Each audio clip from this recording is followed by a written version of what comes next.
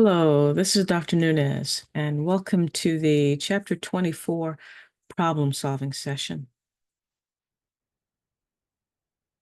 So, in Chapter 24, we're looking at performance evaluation of investment centers. In order to be able to evaluate the performance of an investment center, we need to be able to measure the income, the operating income. So these first two exercises are just to kind of introduce the basics of measuring income for an operating division. In our first exercise, basic exercise 24-2, we're going to focus on support department allocations. It's a little bit of a refresher on what we did several chapters ago. In chapter 19, we allocated support department costs. And we're just going to do kind of a basic or a direct allocation of the support department costs to these two divisions. So essentially what we've got here is we've got one support department, the analytics department that supplies services to two other departments, the retail division and the commercial division. The total cost that we're faced with is $340,000. And the analytics department provides 8,000 hours of service to these two departments. So 2,000 hours of service to the retail division and 6,000 hours of service to the commercial division. That's our allocation basis, the service hours. So we're just going to set it up so that we determine the percent of total hours to each department, and that's the allocation, percent of total times the $340,000.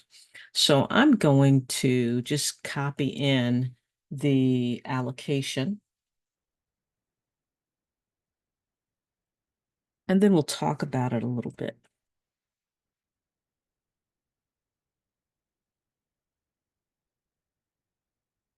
Yeah, that's not what I want. So let's try this again.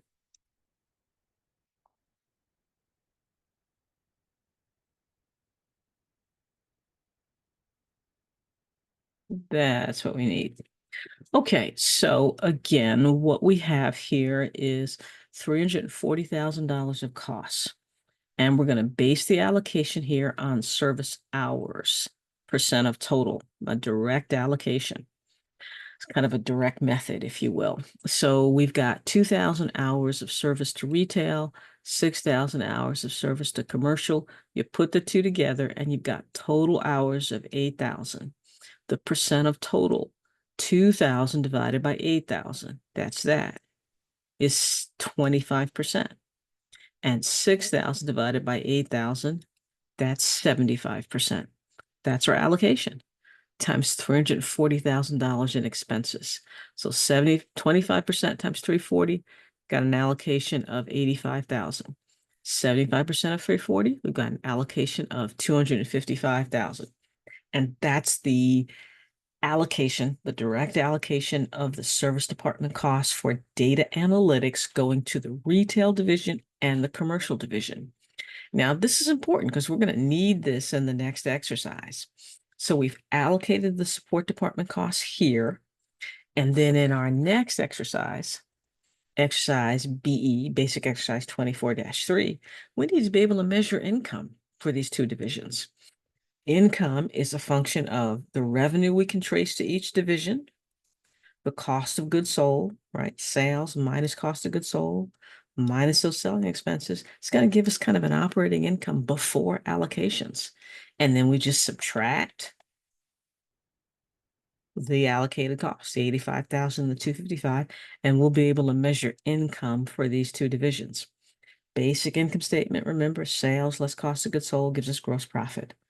Gross profit less the selling expenses will give us that operating income. Then we'll subtract those support department costs that we've allocated. So let's get the income statements, and we'll take a look at those as well.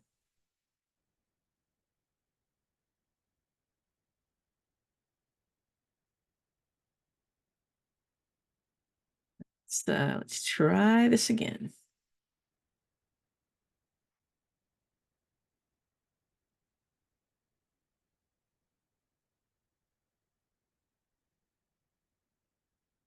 Okay, so here we are. The sales of 2.5 million, 2.55 minus the cost of goods sold, it gives us our gross profit. Minus the selling expenses, it gives us our operating income. Subtract those service department allocations from the previous problem, and we've got operating income for both divisions. So again, sales are given, minus cost of goods sold, that's given. We get gross profit. Subtract the selling expenses, those are given. We've got operating income before support department allocations, then subtract the service department allocations, and we've got our operating income. Pretty basic income statements. But that's how we get that income measure for these two divisions. Now that we've had a little bit of a, I guess, reminder of how we calculate income, we just need to be able to use that income now in the remaining problems. So we're going to measure the return on investment, and we're going to use that DuPont approach to measuring ROI. The DuPont approach has two components, the profit margin and investment turnover. We put those two pieces together, and we're going to have return on investment. So let's put up the kind of the definition of these components. Let me paste that in here, and then we'll include the actual calculations based on the numbers that were given. So we've got here profit margin being defined as income over sales revenue. So what we know about this company is they've got an income of 44,000 and they've got assets of 200,000 and sales of 800,000. So the profit margin is the income of $44,000 over the sales of $800,000. So income over sales is going to tell us what that profit margin looks like. So let's get that in here. $44,000 of income over the sales revenue of 800,000 is going to equal a profit margin of 8.5%. So given $1 in sales revenue, they generate roughly 8.5 cents of income. That's their profit margin, 8.5% on every dollar of sales. And the investment turnover is the sales, the 800,000 divided by the assets of 200,000, which gives us a turnover of 4. And when we put these two pieces together, the 8.5% times the turnover, what we end up with is an ROI of 22%. So let's make sure we understand how these pieces fit together. Given $1 in sales, they generate 8.5% in income, 8.5% on every dollar of sales revenue. Given $1 invested in assets, they generate 4 in sales revenue. And when you put these two pieces together, 8.5% times 4, that gives us an ROI, a return on investment of 22%. For every dollar invested in those assets, they're generating roughly 22 cents or 22% in income. That's what that return on investment tells us. Ultimately, we're looking at the income over assets, but in two pieces that we put together to get that ROI. But that's profit margin, investment turnover, and put them together, you've got ROI. The other measure that we also look at is the residual income. So the residual income, what that does is it measures kind of the excess income or the residual income. So we look at the operating income in excess of some minimum return. In this case, the minimum return is 15%. 15% on those assets of 80,500,000. So we want to look at that excess income. So if we want to look at the excess or the residual income, we're just going to calculate it as the excess of our operating income over the return on assets of 15%. So let's see if we can get that in here. That's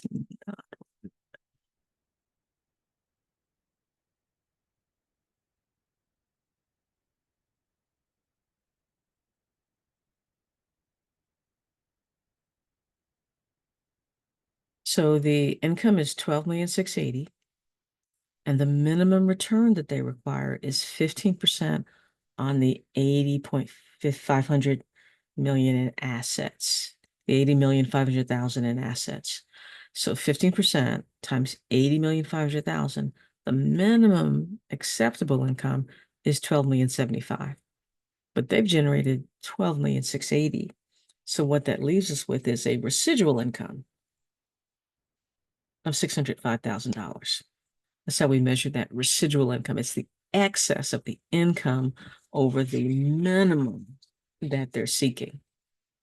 So we've seen the ROI using the DuPont method, and we've seen the residual income. Next, we're going to do some comparisons.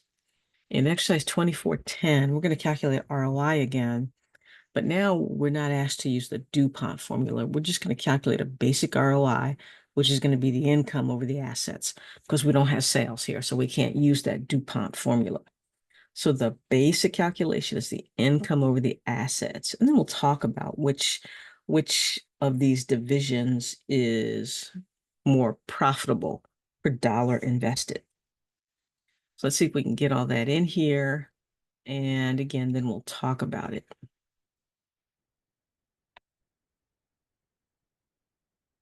So here's the basic ROI calculation.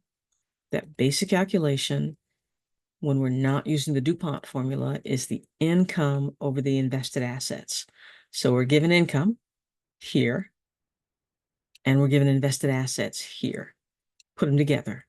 And for retail, 11,700,000 divided by 45 million in assets generates an ROI of 26%. Do the same thing for commercial, and 12.6 million in income over 63 million in assets, got a 20% return on investment. And for the data analytics division, 1,920,000 in income over 12 million in assets, got an ROI of 16%. And which division is the most profitable per dollar invested? Well, this basic formula tells us about profitability given an investment in assets. So given $1 invested in assets in the retail division, they generate 26 cents, a 26% ROI. Given $1 invested in assets in the commercial division, they only generate 20% or 20 cents. The data analytics division, given $12 million investment, for every dollar that they've invested, they're only generating a 16% return or 16 cents on the dollar. So which division is the most profitable per dollar? Well, every dollar here gets you 26 cents. That's the most profitable. You only get 20 cents here and 16 cents here. So given $1 invested, the most profitable division is retail. 26-cent return for every dollar invested in assets. That's how you use that ROI when you're doing comparisons. And that's, again, exercise 2410. Moving along here, let's look at 2411. Let's go back to residual income using the same data. So given the same 3 divisions, we're going to measure residual income, which is the income over some minimum. What's the minimum? 12%. So we are provided with the invested assets, and we're looking for a 12% return on these invested assets. That's the minimum. So we want the income in excess of a 12% return on these assets. We're going to set it up so that all we're doing is taking 11,700,000 for retail minus a 12% return on $45 million in assets. So let's see if we can't calculate that for these 3 divisions.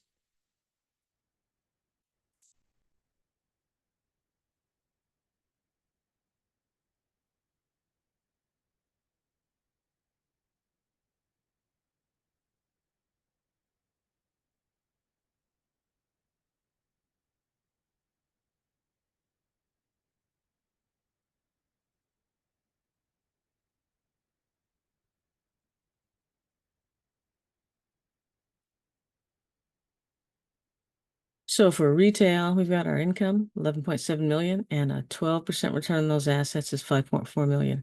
Residual income is 6.3 million. Commercial, 12.6 million income, 12% return on those assets is 7,560,000.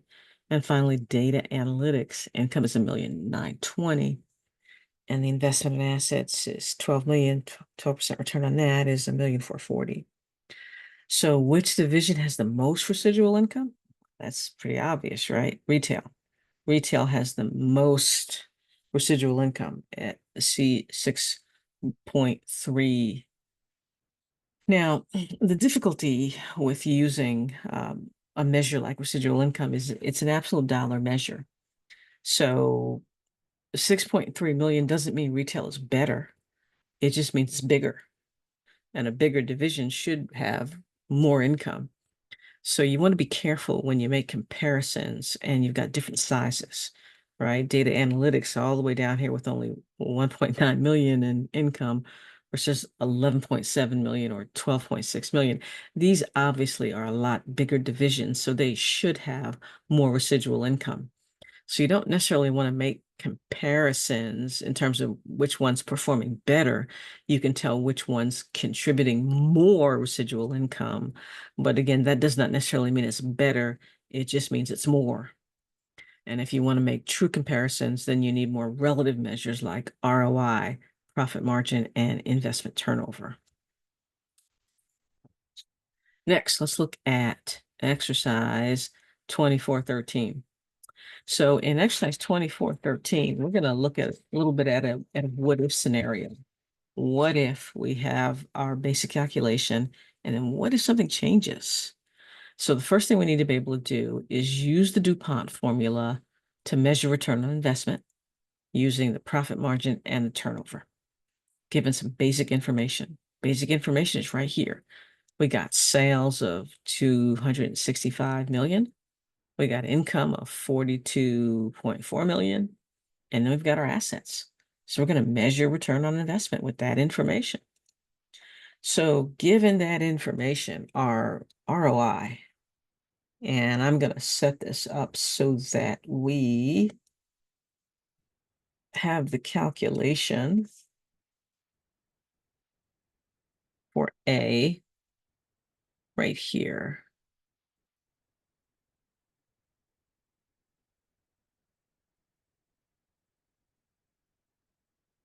And let's talk about what we've calculated. Let me fill in what we've done here. So in A, this is the profit margin, right? And what is that? That is our income divided by sales. And this is investment turnover.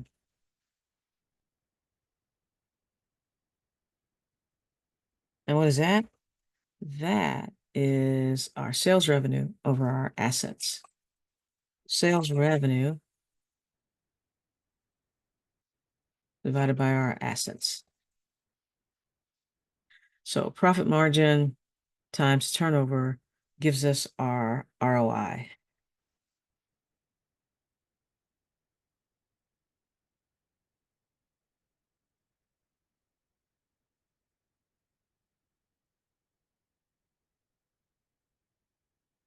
There we go.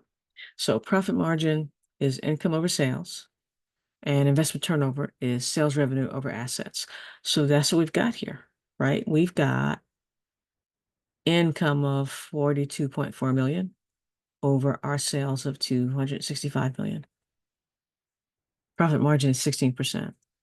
And then we've got a turnover that is our sales, 265 million, over our assets of 106 million. There we go. So the ROI using the DuPont formula for consumer products division is 40%.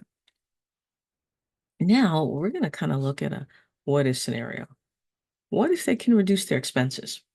So the basic assumption here, they've got some kind of an opportunity, right? They've got something going on that could lead to a reduction in expenses of 5.3 million without without decreasing sales.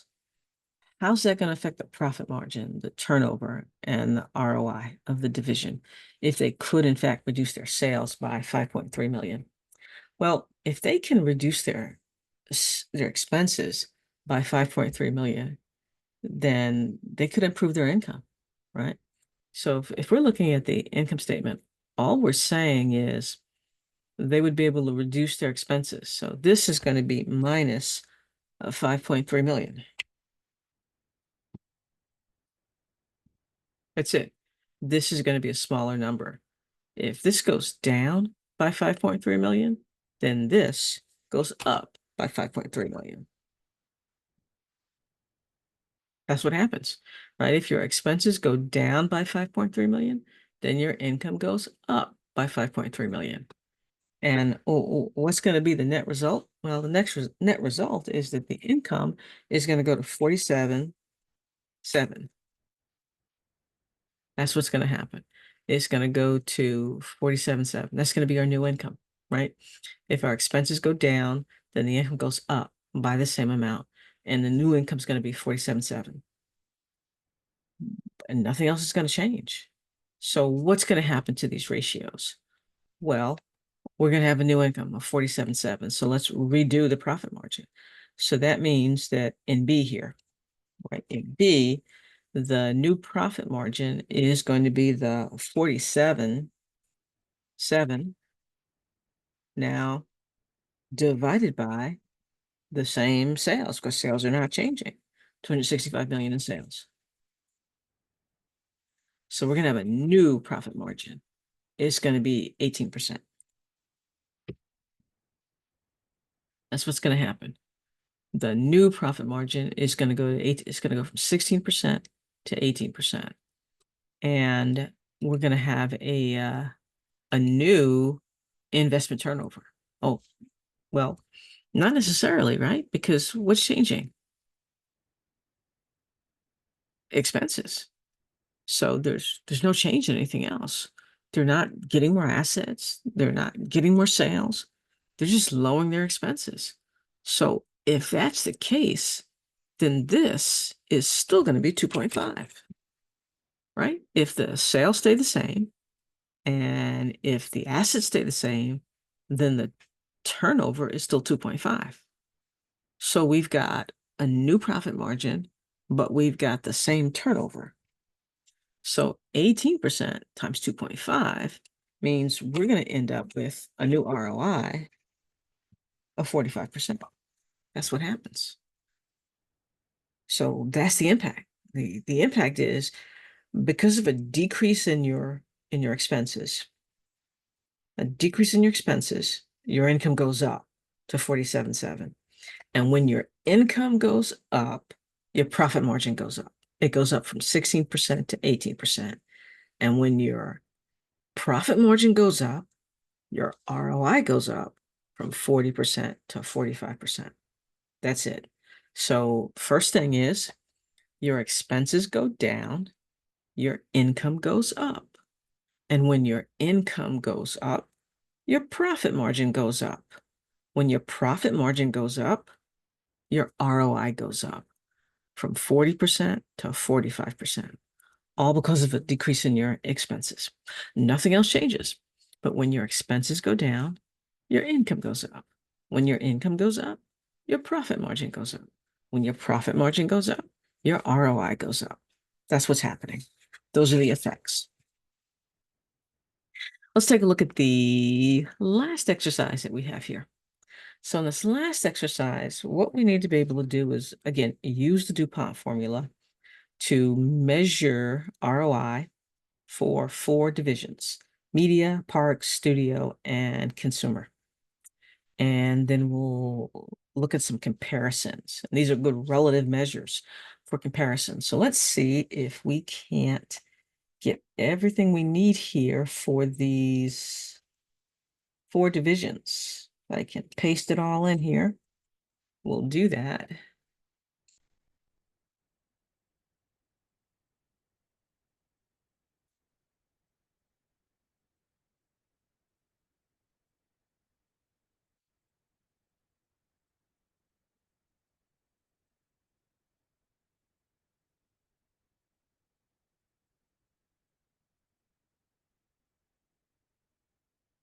Okay. And let's make sure that we identify all of our components. So we have the profit margin. And it's the profit margin times the investment turnover.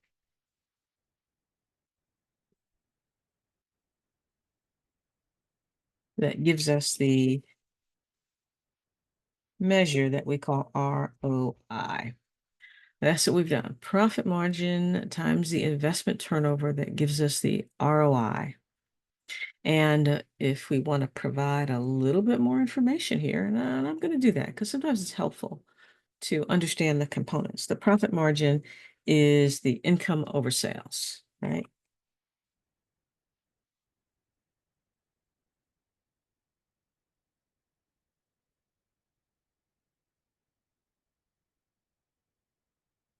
And the investment turnover is the sales over assets.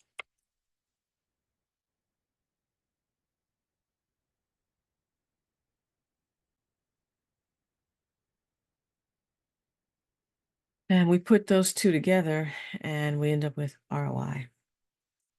So let's do some comparisons because that's what they want us to do. They want us to talk about how they differ in terms of profit margin, investment turnover, and ROI. And in a case like this, when you have multiple divisions, it's helpful to think of these measures from a ranking standpoint. So if we start with the profit margin, right, looking at the income over sales, then the division that's doing the best job is consumer products. This is kind of a number one here, right? So it might be hard to see that, but that is in fact a number one because it has the highest return on investment. And then media networks, that 32.7%, well, that would be number two, right? It's the second highest. And then the third would be down here, studio entertainment. And then the fourth would be parks and resorts. So what we're saying here is that consumer products generates more income given a dollar in sales. In fact, they generate 35.5% in income given a dollar in sales versus the worst performing division, parks and resorts, they're only generating 19.4 cents in income given a dollar in sales. And if we do the same thing for this investment turnover, well, clearly we can see here that media networks is generating 0.72. Given a dollar invested in assets, they're able to generate 0.72 in sales. And next would be studio entertainment. Given a dollar invested in assets, they're able to generate 0.61 in sales. And then number three would be parks and resorts. Given a dollar invested in assets, they're able to generate 0.6 in sales. And finally, at the bottom of the ranking here would be consumer products. And overall, who's doing the best job? Well, it would be here, 23.5%. Number one in ROI is going to be media networks at 23.5%. For every dollar they've got invested in assets, they're generating 23.5% in income. And why are they doing such a good job? Because of what they're doing here in terms of being able to turn those assets into sales. And they're doing a pretty good job here too. Only number two, but still very, very good. Given a dollar invested in sales, they generate over 32 cents in income. Number two here is just consumer products. Number three here is studio entertainment. And then lastly would be parks and resorts with only 11.6%. So again, if you want to make comparisons, rankings are very helpful. So you can see who's doing the best job and why. Right? Media networks is doing the best job in terms of generating return on investment because of the strength of their investment turnover. using the assets to generate sales, and they're doing fairly well in terms of using sales to generate income or profits. That's how you want to use these measures. Hopefully, what we've done here in Chapter 24 has been helpful, and you have what you need to complete the review, to complete the application assignment and the quiz. That's it for Chapter 24. Take care.